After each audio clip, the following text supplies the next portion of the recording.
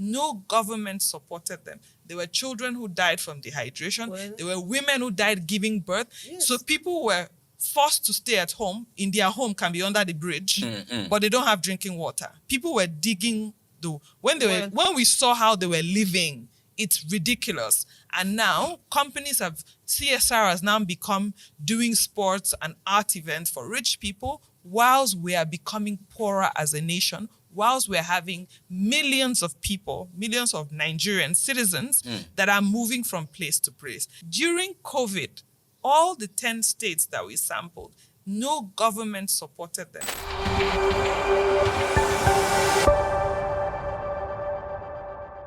Many thanks for joining in. This is Matters That Truly Matter. Well, one of those issues that you can't shy away from. Nigeria is a country with all kinds of people, right? Some would say some are rich, some would say some are poor. But one thing is certain, we're very mobile. But what if that mobility from one location to the other is such that she's forced, it is based on violence and many other factors?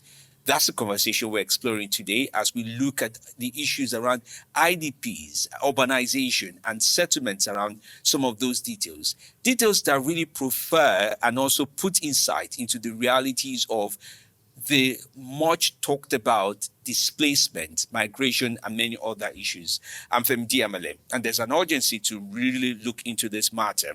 Now, as you already know, this show is focused on amplifying conversations around shrinking space, food, many other elements that make up our society that truly matters in every right of it. And yes, the Abuja office of the Enrich Paul Foundation works with activists and thinkers in civil society, business, and politics to stimulate public debate and action for a socially just and sustainable Nigeria. Yep. Now that we have that. Now, it is brought to you by Fine Radio Co. in partnership with HBS Abuja, produced by Vibe Brands. And for more content, you can follow us on at Fine Radio Co. and watch much of these type of videos on YouTube at the Volume Pod channel. Now, let's get into the conversation for today. We often hear about displacement in Nigeria. Yeah, camps here and there. Displacement many times. People say it's from the northeast. And there's crisis of funding. There's crisis of people. And there's crisis of people who think about what they will do with themselves going forward day by day. I have three excellent people joining me today as they've worked together on a report that provides such perspective. And I have a copy of that report. And I'm going to raise it up for you all to see. It looks like this exactly. Right. This report is not made of a lot of long, lengthy sentences. Very punchy, very straightforward, and very clear on some of the things they try as much as possible to enunciate. My guest today, Dr. Rebecca Enobong Roberts, is here with us. She's a researcher, Habitat Unit, Technical University of Berlin, and she is here with us. Welcome. Thank you for having me. Rebecca Marcos is women leader, IDP community, based in Lagos, but, well, started off our journey from Borno, far from home, one would say. Welcome to the program. Thank you, sir. Yahi Bwata is the IDP leader as well, quite famous, quite known to the people, and also very communicative on the needs that is there as well. Thank you so much for coming on the program as well today. Thank you very much. All right. It's a sad reality that we have what I would describe as an invisible majority. One of the things that sometimes the landscape in Nigeria tries to do is to hide away from the reality of that we have people who are moving not because they want to move, but because there are realities on ground. So let me start off by asking, what would be the definition of an IDP? First of all, at the global standard level, and of course, I'll get to speak to Yahi and Rebecca on what that means, how they define that reality. Let's start with you, Rebecca. I think it's the definition of who an IDP is very clear by international standards, which Nigeria is a part of. Lots of these kinds of instruments that clearly defines that a displaced person is someone that has been forced to move from their home by different circumstances, natural disaster, conflict, and violence.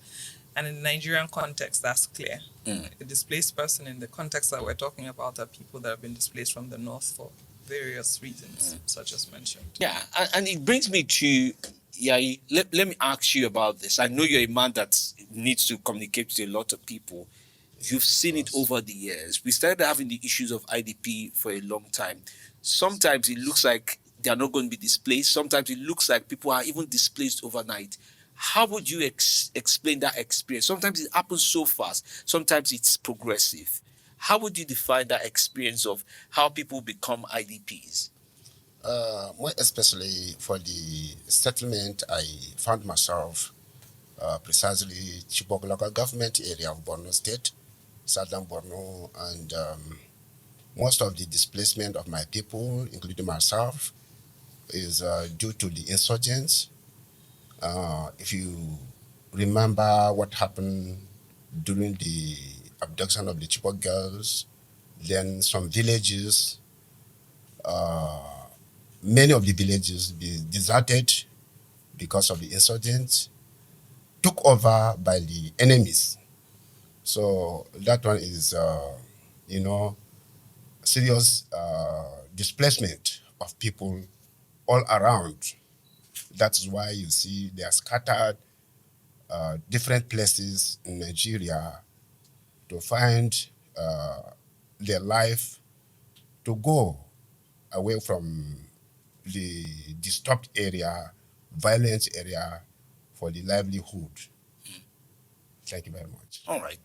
Madam Rebecca, you just talked about the fact that people are displaced. We don't even know how many we are in full Nigeria. Now, it's even difficult to now know how many women, and you're a woman leader, how displacement affects women differently, especially in the way they are scattered, they are moving with their children and the likes of that. What's the experience of a woman IDP? Let me ask you from there. You can speak in Hausa. Oh, yes, feel free to do so. We would work on the interpretation, and the best of my Hausa would pick up, and of course, I'm sure you would guide me through. Due to our side in Chibok, what happened that, as Yahi said, that issue of Boko Haram, shine yasa muka bari Borno, most especially Chibok, muka dawo Lagos. So abubuwan da muke fuskanta ta wajajenmu gaskiya yana nan is too much. So mun da muke nan a Lagos, we find ourselves for difficult places. So most of us, wasu ba su da kuɗin renti. So they used to go and find places like outside, go and doing Paco. Some of us, many of us, they stay at Paco side. So I don't know. Kowane irin mutanen da suna zuwa destroy wurare din sai na affect namu, and then gaskiya reality bamu da wurin zama ta arewa. Even now, people that are farming at village, wuraren gonakin su, even now our side, more especially like my village and other Chibok side. So yanda gonakin su haka other Fulani, I don't know, in ka je yanzu a sare yake ba su da amfani kwata. So yanzu muna tunanin okay, mun da muke Lagos ma har yanzu ana destroy namu, okay, har yanzu mun je kauye ba mu da abincin da gaskiya za mu yi mu ci mu sha. So yanda muke samu kanmu yanzu, wasu ba su da kuɗin da za su rentin gida. And 2020 akwai wani wurin da ke kiran Aro. So muna can wasu mu suna wurin sai an zo an destroy wancan Aro din nan.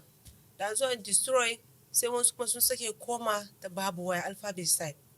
Muna nan har yanzu ana zama. Last month an zo an destroy wancan wurare yanzu. Ni ban san ko daga ina ba. So da gaske suna fama. Yanzu haka abincin da wasu yaran mu suna ci. In ka je wancan wurin yanzu haka, wurin da aka kone meals shine suna zuwa picking su sayar, sai su samu abin da za su ci da iyali.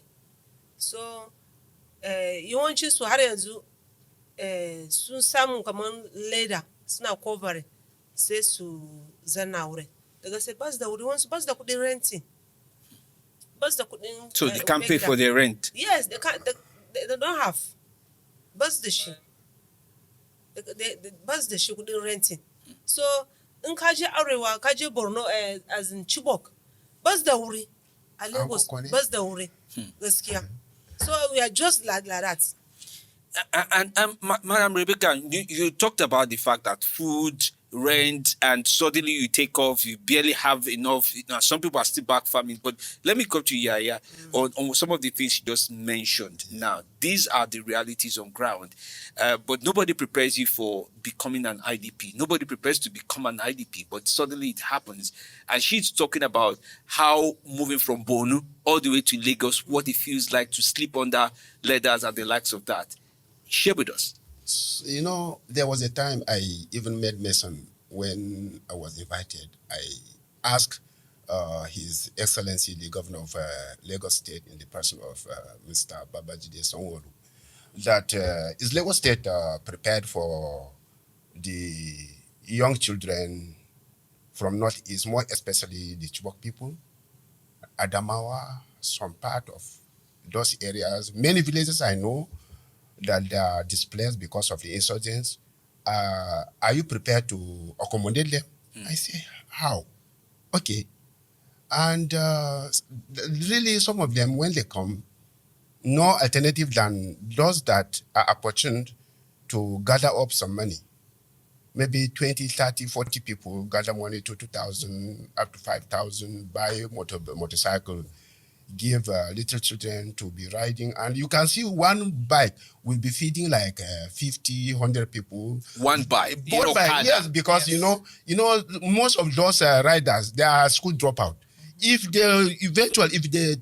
they try to go to village, you'll either be kidnapped or killed. And when they kidnapped by the Boko Haram, they must join them or they kill them. So, and when they come, there's no means of, feedings, accommodation, clothing, social life, all those things. And Bacha, when they find themselves, if some go little, some of them have like security job under all this, one-man business, or when they're employed, they now find way to accommodate some of them by force. Because when you see your brother suffering, nowhere to put head, and sometime during rainy season, you must have way to cover them, even if the Oga know or not, with his permission or not. You must sneak him and feed him, because you can't be watching your brother dying of hunger or dying of where to sleep. But yet, when they give that Okada some time, in the process of writing, in the file of Lagos State, in their law, there's no Okada. Okada is banned. Yes, it is. That's why, at least in the major part of the city, most of the local governments. So myself, as I live in Etiosa local government, I had made mention to His Excellency the Governor. He said, but in Lagos State, there's no Okada. So, but those people, most of those children, they don't have house in the village. And if you stop them doing Okada, and sometimes the police people chase them and collect their bike, and you leave them stranded. And when you collect one bike, you discover that you staff not less than 50 or 100 people. From collecting one bike. Now, and you don't have job to give them. Nigeria don't have job to give them. But in some instances, they often say, come and collect your bike back. And do they go back? Where? There was a time they collected, like, the bike men, they were having meeting. And I don't know how the message reached the police force. They came and arrested all the bike, packed all the bike away. They called me. I have to intervene. Then the bike were not less than 200 bikes took away. I was invited at the United Nations office. And I asked the boys, the riders, to write down their names, their phone numbers, so that the government may see something to do from that United Nations office. When I reached out to the riders, they are young children of villagers. Because of fear, they said, we cannot do. Because when we do, they may arrest us. With fear, nobody cooperated with me to write their names and their numbers. Although I used to advise them that they should not play the highways. They should do within the streets. areas, outskirts, the highways, to just find where little money to eat. And unfortunately, that havoc happened. So it's something painful, and of which is over my power to act. And somebody like us, truth. We don't have somebody to stand. Yes, some people don't know us. More especially this Rebecca, she really tried for us. That since 2020, she brought a carton of egg, like is it 100 or 60, for 8,000 people, and we share everybody, every woman's. We each from around barbed wire, or the general paint, all we share that eggs. True. And everybody, every woman, every husband appreciate it. Yeah. From then, she came, and even though we are making call that, yes, please, let me find women that do not have work to do. Let she help them. And I collect their account number. She still transfer money to them. Through Rebecca, she really try for us. We are in Borno. We are not seeing a help from other people, but she really help us. Even people from village, So I was telling her that, look at this woman, she's because of condition, she not have anything to do. That one is not from Borno, she's living at Maiduguri. Why? Because our side is not this thing. She send money onto that woman, and she's have healing. I do understand. I mean, this is a lot of kudos to you from what she's saying, that you're not just walking the talk to ask questions about the realities around IDPs. You're also helping them to elevate their lives, which brings me forward to the question of sometimes researchers that we know, they just want to use IDPs. And I mean, when I do mean the word use, is to say these are the issues, extract the information, possibly raise funds for that same reason, but those funds do not go or they are not channeled down or systematically gotten across to some of those IDPs. I was looking at much of the research that you do have going on. Some of the pathways that people do travel through, from Kano to Jos to Sokoto, Kaduna, Abuja, eventually to Lagos. You find Yola, Mubi, Makurdi, Abuja, Lagos. Damaturu, Maiduguri, Calabar, Lagos. Bauchi, Abuja, Lokoja, Lagos. These are some of the pathways that do people. Now, I was also reading part of this report, and I was wondering, why didn't they settle? I mean, this is an average of more than 3 points before getting to Lagos, right? That's an average. Yeah. Yes, that's an average. Yes. One would question, why didn't they settle somewhere else? And a part of the report also says that sometimes some of these other places can be aggressive towards IDPs. What's your perception when you've spoken to IDPs, you've spoken to some of these state governments as regards the level of being open or providing an enabling environment for settlement? I think before I answer your question, I would just like to address what Rebecca said.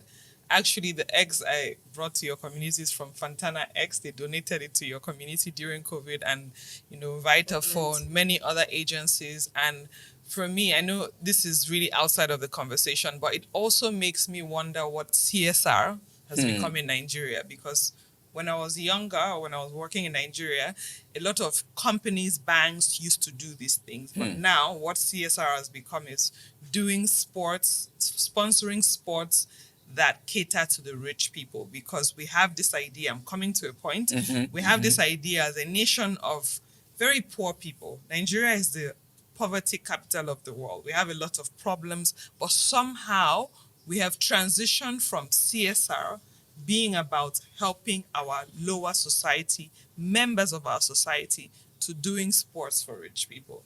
An example, I saw last week that there's something happening in Lagos, and they brought Didier Drogba, and it's sponsored by a bank. Banks used to build toilets in communities. And so that, basically, priorities have changed over the years. And it's as if the poorer we are, the more problems we have as a nation, the more people are timing. I'm not saying those things are not important, but it's not reflective of our reality. There's no reason why those kind of things. I'm not saying rich people things or middle class people, they should not be CSR. Banks should not be sponsoring that. When you have IDPs all over the cities in Nigeria, banks can build toilets for them. Banks can give them water. During COVID, all the 10 states that we sampled, no government supported them. There were children who died from dehydration. There were women who died giving birth. Yes. So people were forced to stay at home. In their home can be under the bridge, but they don't have drinking water. People were digging when we saw how they were living, it's ridiculous. And now CSR has now become doing sports and art events for rich people, whilst we are becoming poorer as a nation, whilst we're having millions of people, millions of Nigerian citizens that are moving from place to place. Now, the trajectory, I know yesterday we got a bit of resistance at the projects about Lagos. It's not about Lagos, but Lagos was the only place. Research costs money. Lagos was the only place, thanks to Heinrich Ball, that were able to do an in-depth analysis. And just to go back to the beginning of how this research started in 2018, we were looking at why evictions was happening in Lagos and comparing it to new slums that are emerging in Lagos to look at who lives in those slums. Because before 2018, even me, I didn't know IDPs were in cities. I thought they were in camps. So we're looking, and then we saw that all the new settlements that were emerging in Lagos were, built by IDPs and refugees. So Nigeria has a lot of refugees from other countries in Africa living in this country. But because the international law protects the refugees, they are usually more advantaged than the IDPs. But the new slums were set up by the IDPs. And I was really shocked. So I went back and I told Professor Lawanson at Unilag, who's now at the University of Liverpool, and she was the first person that, we're all shocked. Like, wow, they're coming to the cities. And it's not just about Lagos, but Lagos is the only place that we found HBS to agree to give us money to do. Research costs money, and the way that we do research, we are not extracting from them. We work with them as our partners. It means that if I am getting transport money to come to field, they get transport money. Okay. It means HBS is paying for my data, HBS is paying for their data. It means HBS is paying my transport to go. Because we want to have, these are already vulnerable people, so we cannot treat them as resources to go and extract knowledge, which is what usually happens. And I feel like even if the international NGOs and everybody else does that, as a Nigerian, it's my national responsibility to ensure that where I have the capacity and power, that my people are treated fairly. So I think that's something that, and if you are doing research, if you reach out to me and you say you want to work with IDPs, the first thing I ask you, go and do a budget for how much you pay them and bring it to me. Sure. If I don't see it, I'm not giving you access to them, because you are going to slave them. Before we started the conversation, I was telling you about how I was in London and I saw a picture on his WhatsApp, and I messaged him. I don't want to mention the agency or the person. And I said, oh, you know that because he took a picture of the person. What did they do? So they are doing this thing in Lagos. Did they pay you? No. For 2 days. But this is a vulnerable person. And he's a useful resource to whatever you're doing. So how about you create a budget and pay him? He's already vulnerable. He's already abandoned by our government. Don't use him without paying him. And you said something about, doesn't that affect the quality of data that you're able to get? So we know that, and all our research, all our colleagues that are our IDPs and their local host communities, because it's also important to work with them so that you don't create conflicts among them. We work with, yes, the IDPs were 60% of our enumerators were our IDPs, 40% were the local community. So all the cities we went to, thanks to all the universities that helped us and the ministries that helped us, we go somewhere and we say we choose the communities that we're working in, then we choose enumerators from outside those communities because it affects the quality of data. But working with the IDPs or in any subject, working with the local urban poor, it gives credibility to your data. Definitely. When we started designing our questionnaire, the first thing we did, Unilag had a training for them. I have lots of pictures. Even during COVID, we're having training at Unilag. Unilag paid them a stipend. Every day they will come, they will sign, they will collect their money. Yeah. Because you cannot take them all day and so that she will not sell her market. Yeah. You want her to come and do training in Unilag. Yeah. Unilag paid them every day and paid their transport, gave them money for internet, everything. We treat them like they're human because they are human beings. But all the cities that we looked at during COVID, there was no assistance to them. We called everybody. I don't know if you had the presentation yesterday. I called the Ministry of Refugee and Migrants, and they told me that they have an office in the 36 states in Nigeria. I started calling those states because it was such a terrible condition that they had to live in. Like children, they were sending me pictures of it. Children died. People died of hydration. That was when I called my friend Infantana Eggs, and they sent eggs and Indomie and things. They didn't have anything. And that leaves the burden to individual. The church and the mosque, they try, but it's still not an organized effort. And that's what we're trying to bring together to look at how can we fill a need that treats our citizens as people that have rights. Yeah, and it's one that one really wonders about, because I know during COVID everything was all over the place and people couldn't even put together what strategy is what. It was sudden on everybody, so nobody even had the best of responses. But at the same time, this was some of those agencies were designed to have response to emergency situations and the people that it affects. But culturally, and should I say culturally and by landscape, we still see a level of aggression. And let me come to you on this. You were given a story on Okada, and I'll allow you to provide a technical response to this. We're talking about Okada riders. And I know even in some parts, I've lived in maybe 5-6 cities in Nigeria. I know, for example, in Lagos, when we see young Okada riders, right, at the time, and you start to see a change of face, or they can't speak pidgin, or can't barely communicate because they're not sure of that particular terrain. There's this labeling that goes around on IDPs to say, this one is an escaped terrorist, right? Things like that, to say he didn't jump Boko Haram, but doesn't mean that he doesn't know about Boko Haram, that there's danger. And in some instances, you see some lynching happen, right, where they attack some of those IDPs because somebody looked at somebody and said, this person looks like they're there to terrorize. Tell me about aggression a little bit that comes towards IDPs from societies that don't understand where you're coming from society that perceives that you're there to run them over and take over some of the resources that they do have. Because these are realities on ground. Yes, precisely, lost people, most of us that come from that area, even of now, if you say you come from, if little argument or anything that happened, Boko Haram, address you as Boko Haram. Labeling, yeah? Yeah, but, and I mentioned before that those Okada riders, most of them are school dropout because nowhere to go school. You go to school, they kidnap you, or they kill you. When they see, the most vulnerable places, the youth, the teenagers mostly. Like for instance, there was a guy in church. We were in New Life for All group playing drum. The guy said he will go back to school. He will go back to pastoring school. When he left Lagos to pay me under Chibok local government, he was killed by Boko Haram. It was on Christmas Day. They killed him.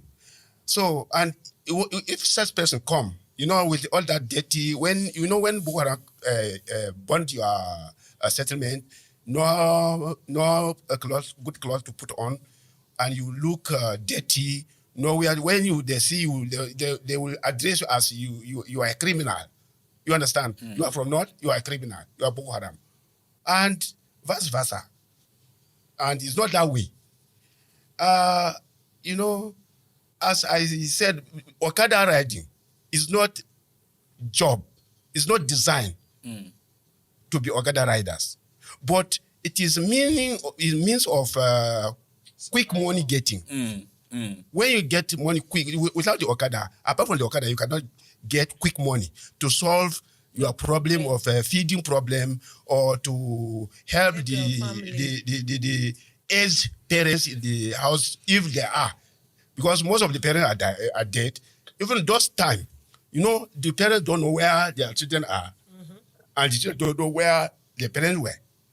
It's all that recently when things getting better, little, But yet, most of the villages, even as of now, most of villages is being taken over by Boko Haram. Not less than 10, 20 villages.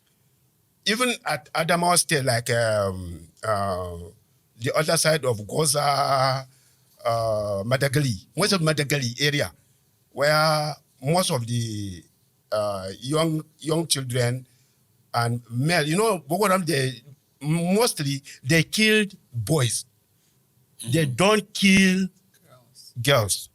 If you hear girls die through Boko Haram riding, maybe miss bullet unwillingly.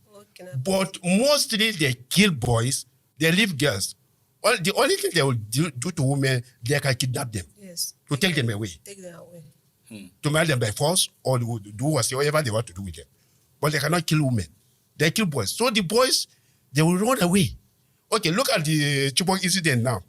Those Chibok abducted girls, I think they were not only girls are writing the exams, but the girls live in the hostels. The boys go back to their father's houses or guardians. Then go back in the morning time for the exams. That's why you cannot hear they mention the boys, only Chibok girls. But the girls are there with boys too. So that's why you see that most of the male children, they run away. And Lagos is accommodative. I have to thank Lagos State government. Even if not because of Lagos State government, bring back our girls will not come to stay.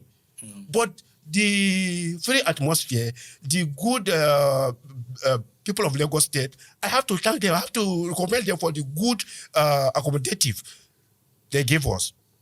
That's why you see most of the people run to Lagos. Yes. And Lagos is easier to find all these, if to be employed as security, to be employed as, all those little work to be doing, do Okada. But as I said earlier, Okada is quick money, than the other jobs. Yeah, and based on, I want to touch where Rebecca, my mentor, said about COVID-19. Rebecca, you remember when I was with 5 little children from 7 to 2 years. 5 of them were with me. When I bought chin-chin of 500 naira, I shared among us. And I did tea. Lipton tea, I shared among us. All of them, they're not, some of them are not from Chibok. I think all of them are not from Chibok. They were from other states. But because they said that, they were feeling hungry, they came to me, uncle. I said, okay, come in. I shared among them the chin-chin. I shared among them, I gave them tea. You saw it. You said something for me. I went out and bought a bread. I bought a bread for them. That's it. Another thing that is very sad about like he says, I mean, we worked in 10 states, right? We have other good examples, but as Nigerians, we have to be honest to ourselves. Lagos bears the burden of this whole entire country. So when people talk about, it's just about Lagos, I see it like they're just jealous because you don't know the amount. Lagos is a sign of hope, not just for Nigeria, but for the whole of Africa. Lagos is the place somebody in a village in Uganda aspires to be. That's the fact. So when we talk about Lagos, and it also shows why people will be interested in Lagos. Lagos is difficult, yes, like everywhere else in Nigeria, but is where a poor, like I was saying in my presentation yesterday, beggars, because we looked at scales of livelihood, and the first scale is begging on the street. A beggar told me in our interview in Obalende that he makes more money. He's a beggar because he's disabled, but that he earns more money than an IDP who's working in Abuja by begging in Lagos. So Lagos is that very important context of our society that when people say it's all about Lagos, yes, it's about Lagos. Even in the whole of Africa, it's about Lagos. So let's be realistic so that we can also see. But I was going to say that there are other good examples. Onitsha was also a very good city for IDPs. Actually, in my opinion, Onitsha was better than Lagos because Onitsha is not aggressive to the IDPs. And Lagos is not that Lagos is intentionally aggressive to just IDPs. Lagos is just difficult. It's an small aggressive landmass. city. No, it's not aggressive. And there's a lot of pressure on the socioeconomic Yeah, but resource it also has. it's the smallest landmass that exists as a state in our country. So when we talk about Lagos, we should also consider that this is a small space that over 23 million people, and every day thousands are coming that never leave. Let's be realistic so that we can also see how the government is seeing, because I believe Lagos is for everybody. I don't care about what everybody says about this. Even Yes. the story about Lagos, like if they want to come that for our local Etosa come that they want to share like something. We women that from Borno, we are going there. We can't get anything. But something comes from Rebecca. You will see our mess. They will gather more than 1,000 people. They will come, and through they will receive their gifts. But you know what she said about COVID. I also want to touch on that. It goes back to the lack of data on IDPs in cities. When we contacted Lagos state government, in Lagos, we had to, in all over, in Port Harcourt, it was the same. IDPs are a lot. In Port Really? Harcourt. Yes. They are in the millions. I think after Lagos, the highest again is Port Harcourt.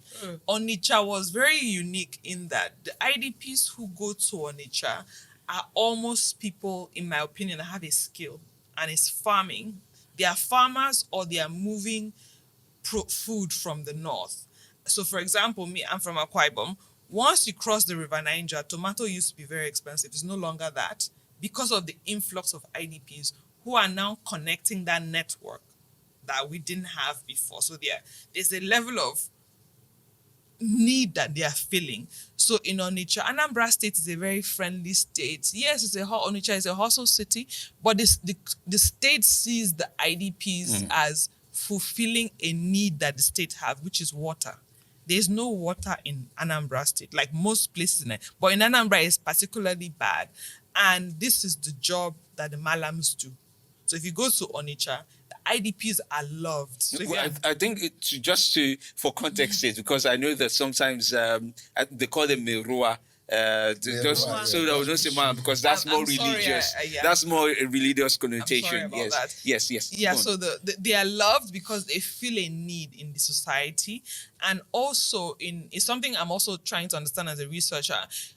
Anambra State has a structure that I didn't see anywhere else in terms of local governance structure. So we talked to the Obi of Onitsha. He also explained to us, like, yes, I'm the Obi of Onitsha, but I'm not authoritarian. So there's a structure of when the IDPs come, their leader goes to the Obi of Onitsha, they pick where they want to live, they send them to the local leaders in that side, I don't remember what they are called. They have meetings, they have bylaws of settlements. That sometimes is in writing, people that cannot sign with thumbprint. We've seen these things happen. And the IDPs who go there, almost, Onitsha is Anambra State has its own culture. So that's something else that affects social cohesion, is that we are very unique and multicultural as a society. But the IDPs who go to the East are almost willing to integrate. They've come most of the time, they want to farm, they want to become commercial people, or they want to come and they are making money there and they're paying taxes, so the city is happy about that. But they are also feeling a need that the city didn't have before. They had very difficulties with water, reaching some villages. The commissioner was explaining to us how it was a mess. And now they have IDPs that are picking plastic. So the commissioner was telling us it's keeping our city clean. Yeah. And they try to process recycle. Yes. So Onitsha is particularly unique. It's something I want to understand more. But from the very little that I know, I see that it's because it's a two-way process. The city, they feel a need that the city needs, but they also come willing to integrate. They want to become like, you see IDP in Onitsha market, they're speaking Igbo. They have integrated it because it's settlements in all faces. It's easier for them. Whereas what we see in other cities, also a little bit why Port Harcourt was a bit like Lagos, a bit aggressive to the IDPs.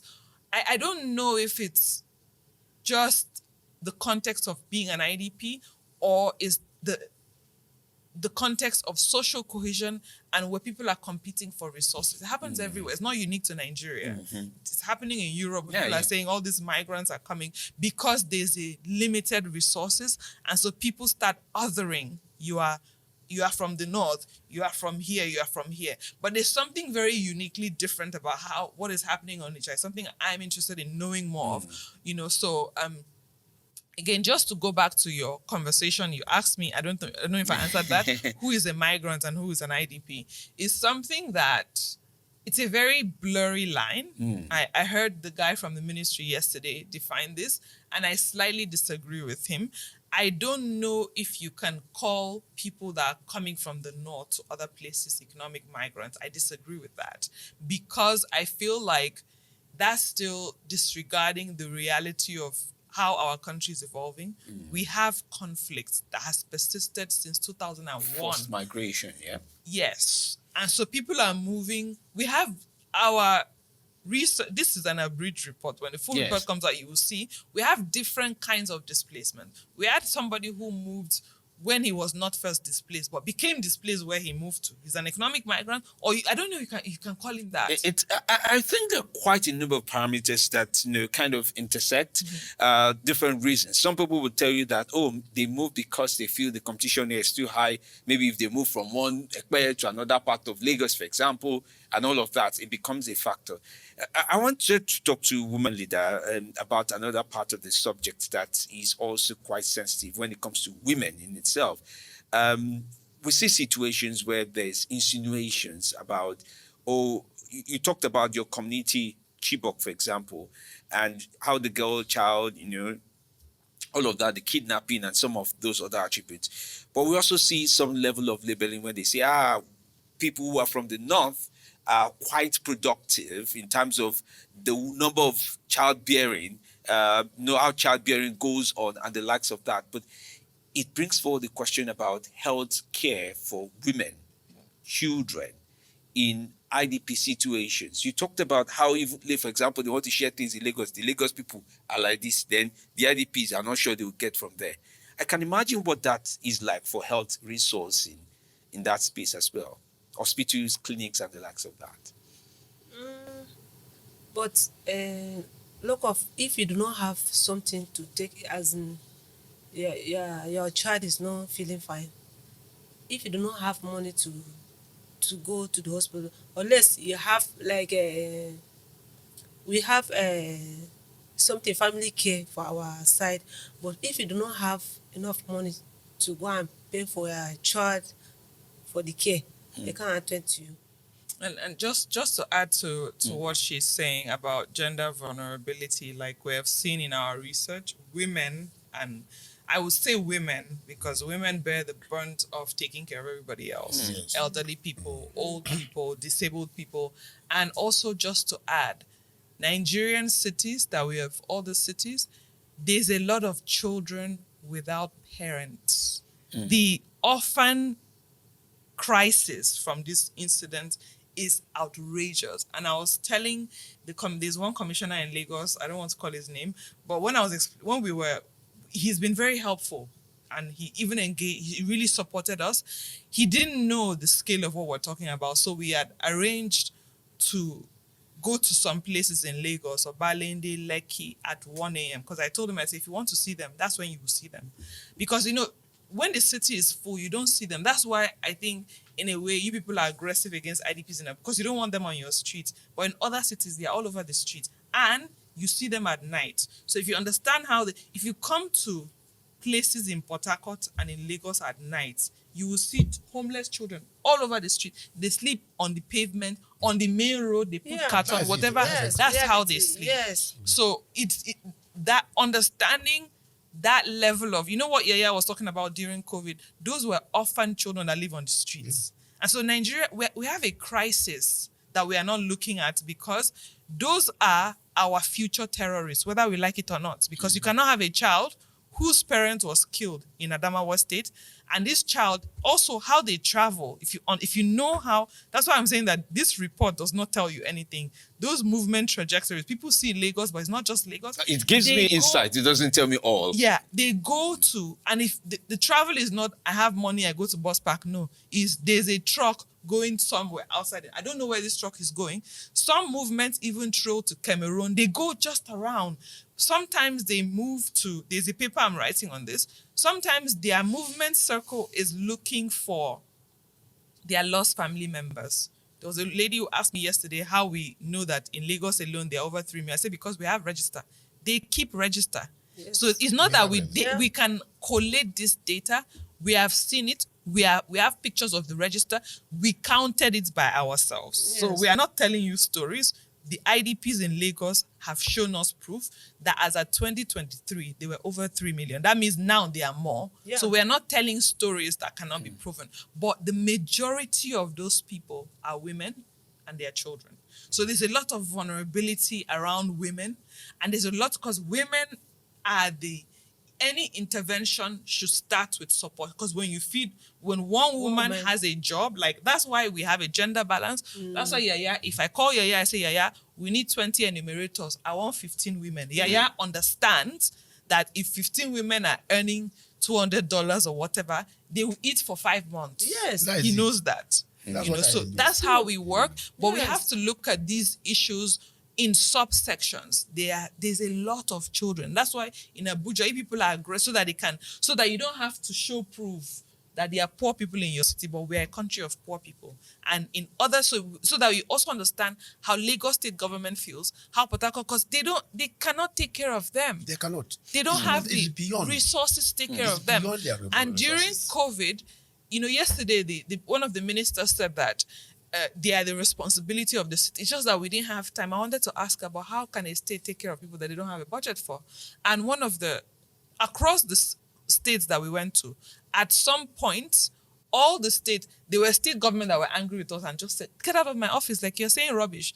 Already as a state, I'm contributing to the Northeast Fund as a state. Do you know that? Yes, sir. All 36 states are contributing every month to Northeast Funds. And then they said to us, so if we have paid for them, where do you want us to get money to pay for them here? Let's be realistic about these conversations. And in terms of, sorry to... No, it's fine. Like I did say, let it all out. I mean, over a lot of points. Another thing is the issue of the majority of IDPs. Already the North was burdened with low school enrollment. True. But the bulk of everybody that has been displaced, if you find a 29-year-old boy in Onitsha that is an IDP, the chances is he was displaced maybe 12 years ago. He has never been to school again. And now you have children born in displacement. You have children whose parents, they were killed somewhere and somebody carried them on the truck. They climbed truck. When Tomato was going to Benin, they climbed the truck and they were sleeping on the truck. When they got to Benin, the person told them, get out of my truck. They threw them out. They started roaming, begging. That's how they used to travel. So they are not moving willingly. They are just, I'm here in Maiduguri. I'm so hungry. There's a truck I can see. Yaya has called me in 2019 that there was a truck arriving and I went there to take it. I have that picture. Yes. They don't go to park and buy ticket and travel. No. They don't even know that they are going to Lagos. They don't know where. They just know that they cannot live on the streets in Adamawa again. They will climb the truck. The truck driver will say, if you want to stay there, you can stay there for 2 days. They will climb the truck. And usually also what this means is a lot of young girls are raped and impregnated. So when you're asking Rebecca about healthcare in Lagos, for example, where she is, if IDPs do not have NIN, it means they cannot have Lagos State registration. It means they cannot go to school. It means they cannot register PHC. It means that if a woman, for example, is making 800 naira a day to feed her children and her child is sick, and somebody tells her you can boil that herb or you can do this and that, she will do it because why should she go and pay private hospital when she does not even have money to feed her children? And it also means when we had the framework development in Lagos, again, thanks to HBS, all a resounding theme that was emerging from representatives from 62 communities was that their children are not going to school. Well. And it worries them because there's also an element of the research that we have found that this not going to school, Boko Haram is recruiting boys and girls are moving, illegal migration. So there is a problem. And if I were international communities, instead of pouring money in the Northeast, which, by the way, people are leaving the Northeast because it's insecure. So it doesn't make sense to say you're only funding project. Who is there?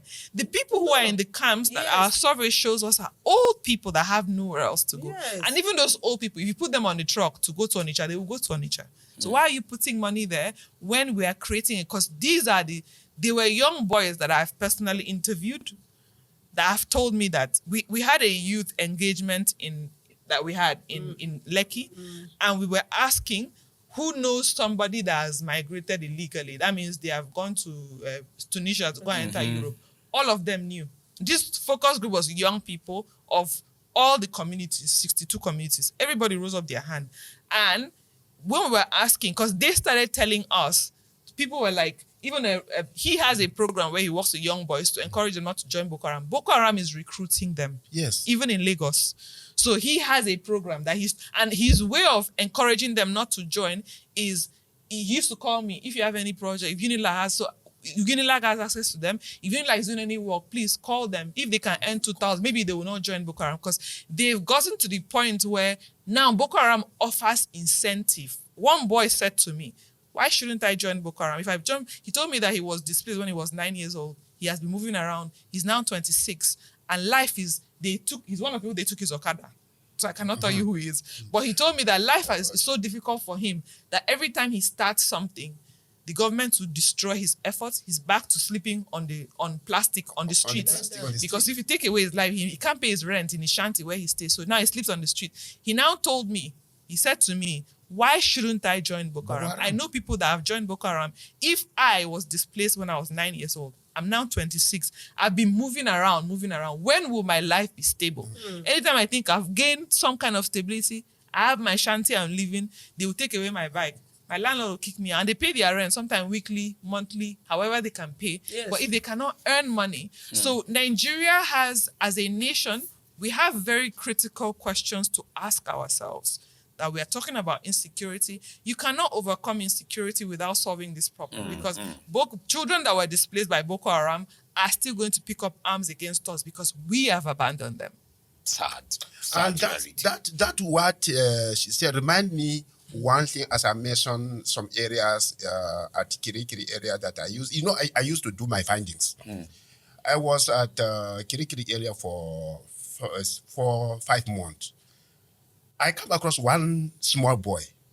We were playing with the boy, and Hausa boy. Why little children are you? How old are you?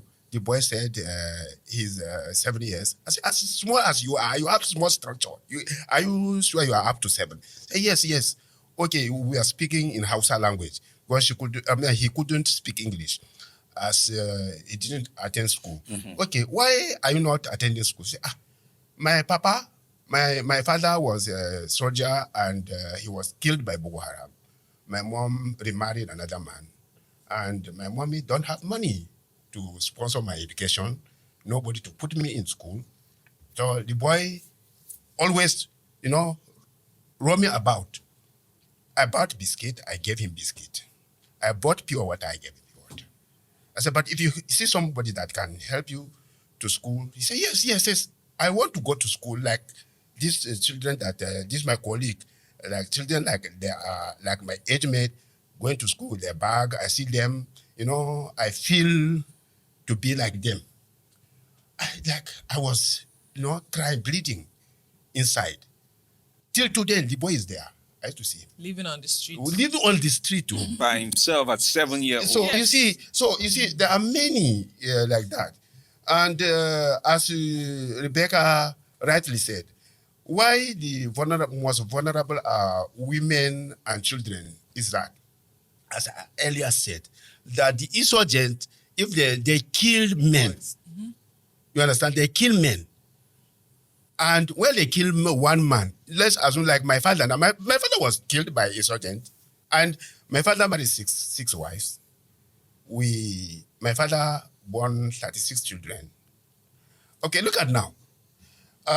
If that is the reason why I couldn't further my education, because I was very brilliant when we were at secondary school.